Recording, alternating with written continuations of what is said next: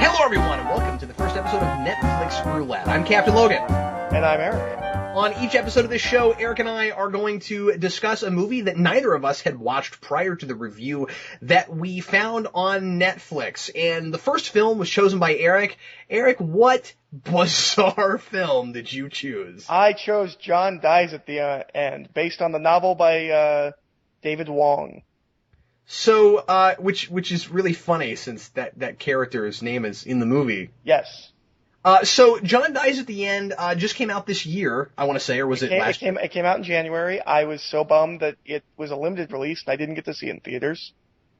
So it was kind of fun that you picked this because it just came out. And in fact, I saw this at a Redbox once and a couple weeks ago and thought about trying it out because I'd heard of it. And then you said, "Hey, let's do this for Netflix Roulette." And I was like, "Cool! I didn't know it was on Netflix."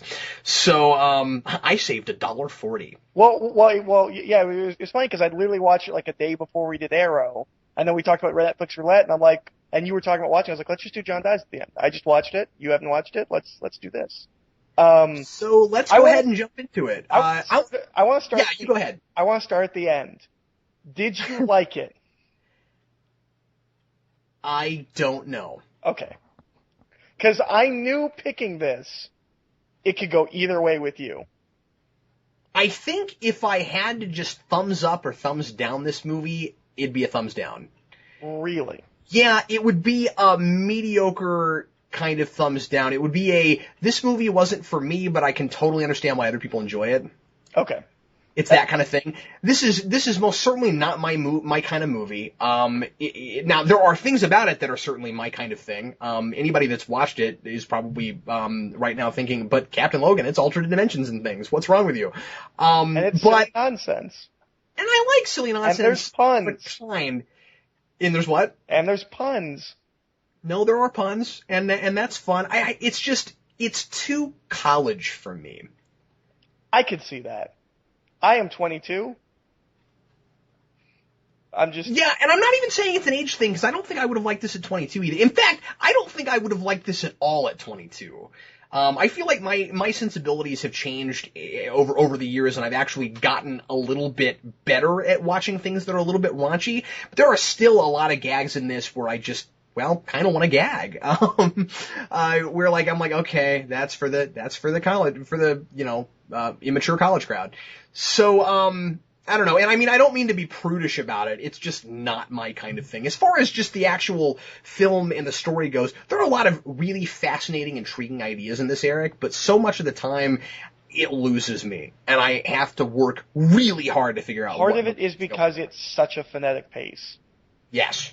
And the book is like that. I read like about a third of the book, and I stopped because I could not understand what was going on. I do want to go back and try it again. I feel like the movie gives me a better grasp on, because a lot of it was the way things were described. I was trying to visualize it, and I couldn't. I think the film kind of helps that. So I would like to go back to the book. But my friends who I watched it with had both read the book and were kind of filling me in on what was cut and what wasn't. But I guess I'll say at the beginning, I really liked the film. I thought, I kind of, for a lot of the reasons you didn't like it, I like the just bizarre general out there-ness of the whole thing. That's kind of my thing. I like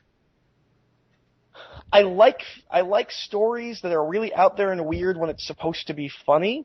I don't like it when it's played seriously. There are things in this film where I don't know exactly what's going on, but it's okay for me because it's funny, as opposed to something like 2001 where it's supposed to be this really esoteric film and I'm like, I don't know what's going on. Well, and you're talking to a big Hitchhiker's Guide to the Galaxy fan. I mean, I love random, and I'm with you. I love this kind of thing in the context of comedy. But I like the kind of, so I mean, there are a lot of things that I laughed at in this and that really worked for me on that kind of level. I mean, like the guy made of meat. I mean, like the monster made of meat was weird and kind of funny. And then almost everything in the alternate dimension at the end I really liked. Yeah, no, that stuff's all really bizarre and fun. I, because watching the film, I really liked John, but David, it took me a while to because he's just kind of there. Yeah, I thought so too. And he's supposed to be the protagonist, or at least I got the sense that he was. Well, but he's And also then, kind of the straight man for cosmic weirdness. yeah, that's absolutely right. I almost think he's too straight. The moment he won me over was when he's talking to John on the phone, and John says, "Go buy like a hot dog," and he just goes. It was specifically a bratwurst, which I don't know why, but that makes it funnier. Actually, that's the best scene in the movie. Well, his immediate reaction is just, what? I loved the whole science of that, where he had to figure out that it wasn't his. It's like, wow, this cell phone is amazing. And then it was like, wait a minute, this cell phone isn't on. And then it was, oh, so, anything in general contact of me, I can use to talk to you. No, that's the kind of absurd, bizarre, random I can totally get behind. Bratwurst. I love the immediate next scene where it's him in the car and he just puts the bratwurst to it. He still got it? I kept wondering, I guess you're never gonna eat this bratwurst. Yeah, and then, the fact that it kept going, no, that was a great gag. Yeah, no, Eric, let me explain the strange experience I had with this movie. I expected, and I'm not saying that this is a problem that it did the unexpected. I actually kind of liked that it did this, but it totally jarred me. I was very surprised by it. I spent the whole time thinking that everything that was going on was a hallucination. Oh, yeah, no. Or at least a lot of it. Yeah. And it was that kind of movie. At first, and actually through a lot of it, even though it's told in nonlinear storytelling, and we have most of the story being told as a narrative while David is talking to the guy at the diner, I kept thinking, we're gonna find out that this is all in his head, or a lot of it is, and this is a movie that's playing with expectations and trying to make me guess at what's real and what's not. And it turns out almost everything is real. Yeah. And that was the complete opposite of what I was expecting and what I think your average viewer that knows nothing about this would walk in and expect. Oh, we're supposed to guess at what's real and what's not. It's a movie about perceptions of reality. Actually, it's not a movie about perceptions of reality so much as it is about perceptions of time. Although, I guess reality to a degree, because you do have that thing at the beginning that, as far as I can tell, has nothing to do with anything, with the whole question of if you slowly change all the parts of a hatchet, is it still the same hatchet? I think that's just there for the joke of, it's that the answer to that question is the secret of the universe. Because that's how the book opens too. Okay, because I think that ends up being just kind of a straight up intellectual quandary that we're supposed to keep thinking about, and so it definitely. The answer is no. I'm gonna go with no. I'm gonna go with no also. It definitely relates to a lot of things that go on through the rest of the movie. We have parts where if you're on the soy sauce, I love that it's called that, by the way, the soy sauce.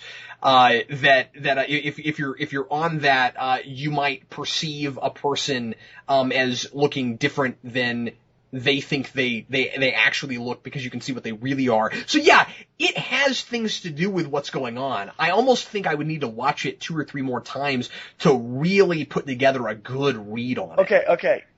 It's not that you see people different than they are. This is, okay. The second to opening scene, the thing with the meat monster doesn't really play into the movie really that much. It takes place after the film. Yes, right. I got that much. In the book, they drop the line when they first have that weird thing with the girl, where they're like, we're seeing 2 different versions of you. Yes. They say spirits haunt minds. In this universe, spirits don't haunt houses or haunt cars. They haunt minds.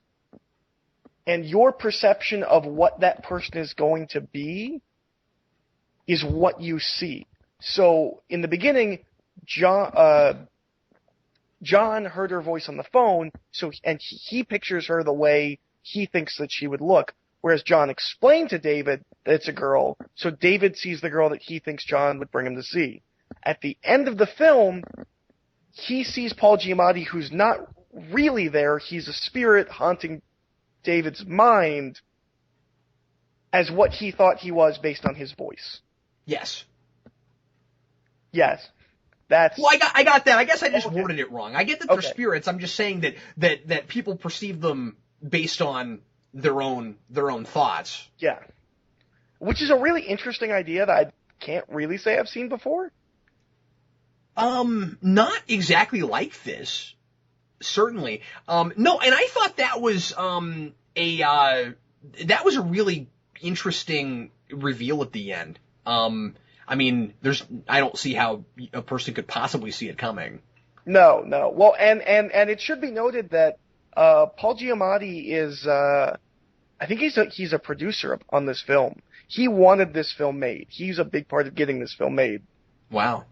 I thought he was fantastic. He's great. He's loving every second he's there.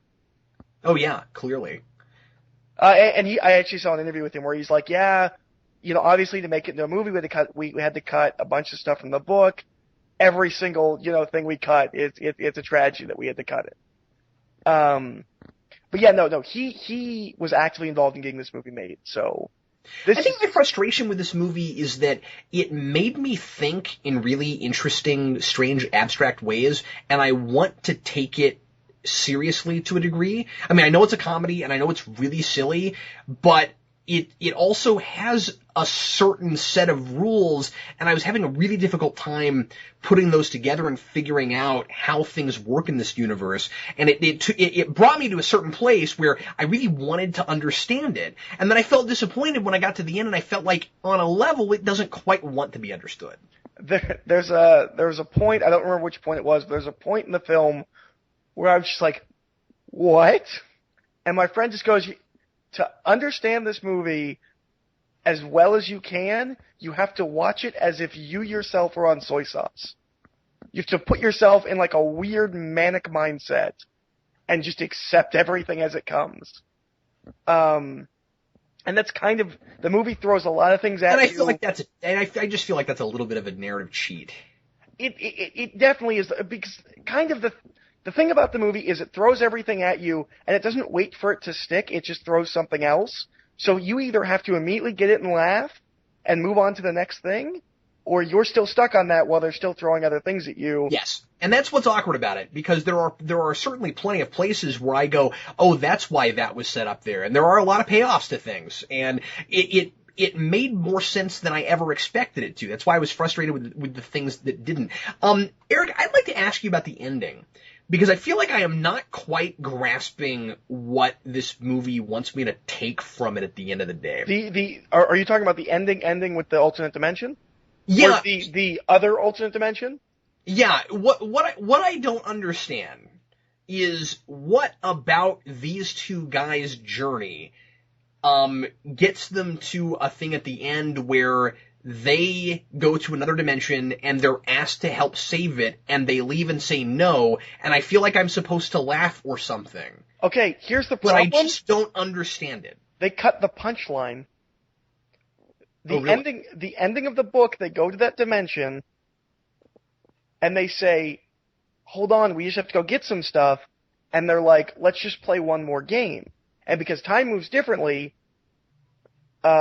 other people walk through that portal. Like people are like, hey, what's that? And they go through, and like by the time they finish their game, all of those people come out of the portal, and like, we just saved the universe. It was amazing. We're these amazing heroes. Why would you cut I have that? no idea. Why would you? Because I felt like they were making this giant statement about the I felt like the characters had to have. Clearly, I'm looking at this far too closely, because I felt like the characters had gone. I felt like these two guys had gone through some kind of a character arc that I didn't notice, and that they decided, we don't want to save universes at the end, and look how subversive this movie is being, that these guys aren't heroes at the end. I felt like, by the end of it, especially with that I had just watched a pilot for a TV show that wanted to keep going. That's interesting. There is a sequel novel, but no, it's because they cut the punchline. I don't know why they cut the punchline. I wish they'd left it in, because I would have liked it a lot better. Yeah, no, that's funny. That's actually really funny. The joke is that they're slackers. It's that we'll get to it. They're procrastinating. We'll just play one more game and then we'll go help them. See, I wish they had put that in there, because I got that David was a procrastinator. John, I couldn't get a real good beat on. John's weird. Well, part of the reason John is so bizarre in the film is because he spends most of it being dead. But not being dead. And so I'm not looking at John as a character so much as a device in this story that is supposed to help me figure out what the heck is going on. Right. And he's not all that helpful. This is bad at it, which is kind of funny. What's that? I said he's really bad at it, which is kind of funny. Well, yeah, and he's hysterical. He's most certainly probably the best character in the movie. One of my favorite jokes is the continuous where he keeps getting phone messages, because he has that line where he goes, I think you're going to be getting messages from me for the next couple of years. And throughout the and then when he's at the diner or wherever they are, or the bar or something, and he says, and he's on the phone, he's like, hey, wait a minute, is that me? Yeah. Yeah, it's a weird title, because John doesn't die at the end. John dies in the middle. I don't understand it. I don't get it. I don't know if it's supposed to be a joke because he doesn't. I want to know if I understood the title, if I would suddenly have my mind blown and I would get the entire movie. Just be like, wow, if you know what the title means, that's the code that breaks everything. Well, the sequel the sequel book is called, This Book is Full of Spiders, Seriously Dude, Don't Open It. So I think it's just a jokey title. It probably is, but it's annoying that it's just a jokey title, given the fact that John's death is a major plot point. Yeah. And if it's either deliberately trying to make me angry, or it's really careless. I don't know which. And again, clearly, I am thinking about this movie way too hard, but it is a movie that asks you to. I think the title, because if you remember, it was a book. I think the title was just this jokey, read this book and see if John actually dies at the end title. I think that was the joke. I'm taking it too literally because of the word at. Yeah. Maybe it should say by. Maybe John dies by the end. Because that is accurate. But again, inaccuracy is also part of the movie. I mean, it's like, I could read way too far into this and say, well, it's a lazy movie about lazy people. But I don't think lazy. I think it's sporadic. Or I just mean intentionally lazy. Yeah. I mean, like, look how intentionally arbitrary we're being. Yeah. That kind of thing. But yeah, I don't know what else. Like I said, I really liked I'm sorry, I was just gonna say, like I said, my favorite thing in the movie, besides the bratwurst, which is a great gag, and probably the thing that will stick with me, I really like that joke, is the dimension at the end, and the just total out there-ness of, like, the pig masks, and then, like, the monster biological computer thing. That's actually kind of terrifying the more I think about it. It's by that guy who voices the Joker and is in, like, every cartoon. Oh, yeah, you're right. Because, as we know, he's clearly the voice for the horrifying computer monster from another dimension. I thought that the guy who played the leader in the pig mask was fantastic. Yeah, no, he was really good.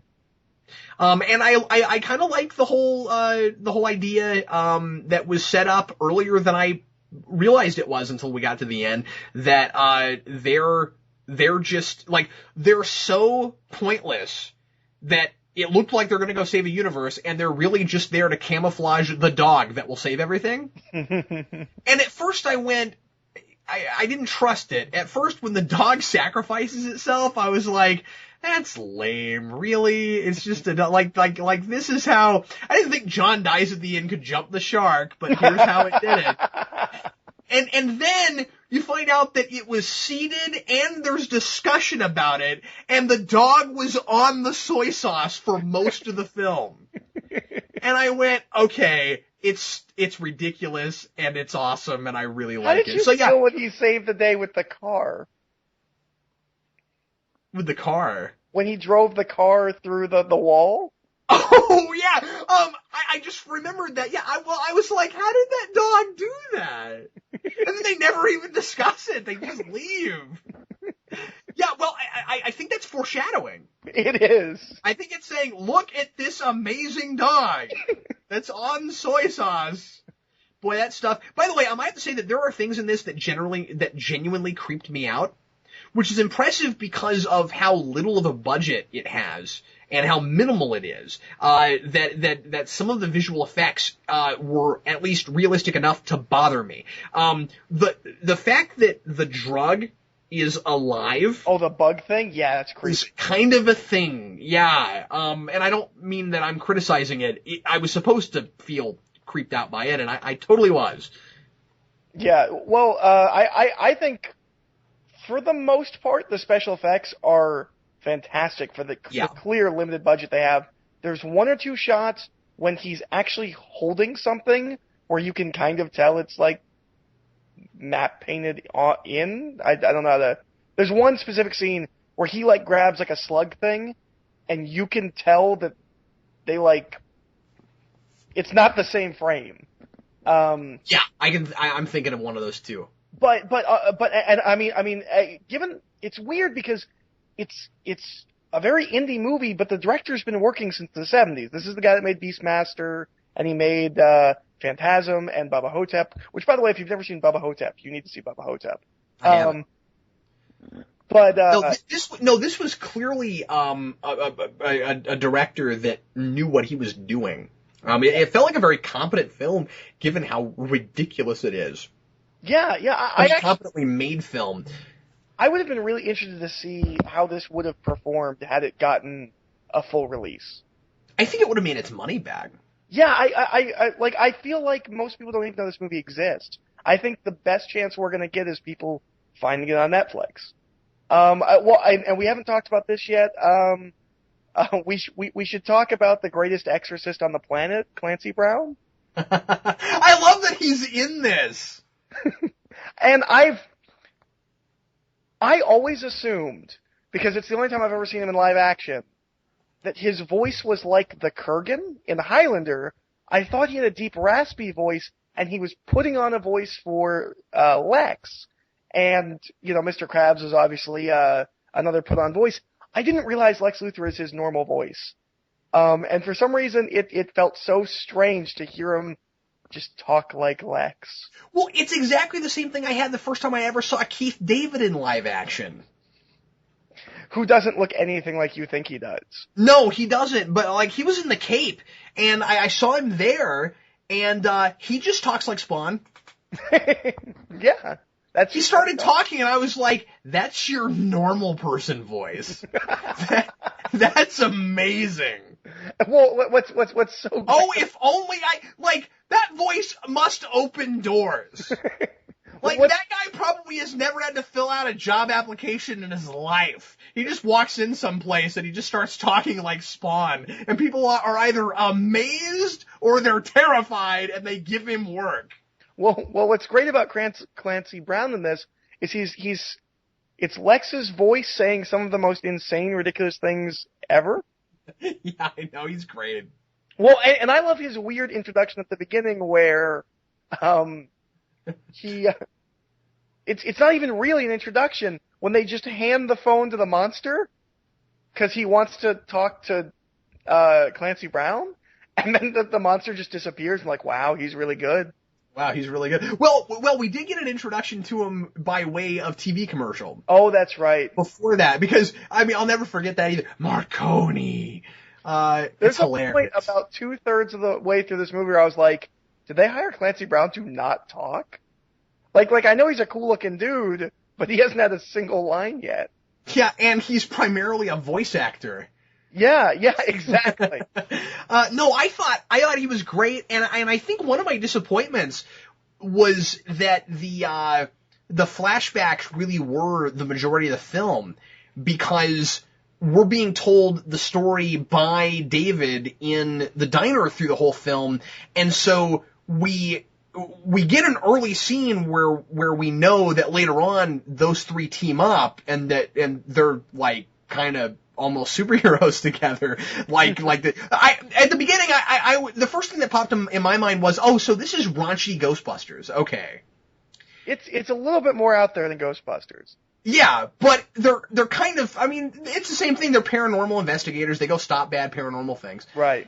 And, you get to the end, and finally they've teamed up with Marconi, but it's too late. I wanted to see these two kids hang out with that guy. Yeah. Through more of the film. That's what I was hoping we'd get to, because that stuff was great. And that's why I said it plays like a pilot for a TV show. Because I could totally see those three guys having wacky adventures every week. It'll be fun. I would watch that show. Or something. Well, I asked you at the beginning of this, if you liked the movie. Did you enjoy the movie?